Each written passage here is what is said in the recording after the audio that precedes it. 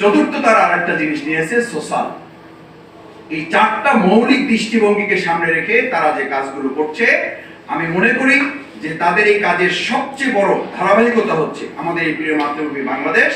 যেই বাংলাদেশের আর একটা পয়েন্ট বলে আমি বিদায় নিতে চাই, কথা শেষ করতে চাই, যে এখানে আরেকটা জিনিস আছে আমাদের, আলহামদুলিল্লাহ ইন্টেলেকচুয়ালি সংগঠন আছে এবং সেই সংগঠনের প্রতিনিধি আমাদের সামনে কথা বলেছেন, আমি ধন্যবাদ জানাই।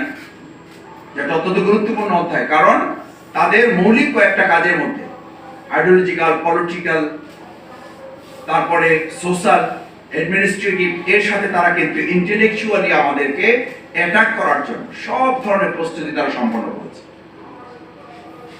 আমি ছাত্র জীবনে ইউনিভার্সিটিতে আমাদের যখন সেমিনার হতো, তো তেলাওয়াত করার জন্য বলা হতো, একদম তেলাওয়াত করে, তো তেলাওয়াত করতে আসলে সূরা ফিল তেলাওয়াত হতো।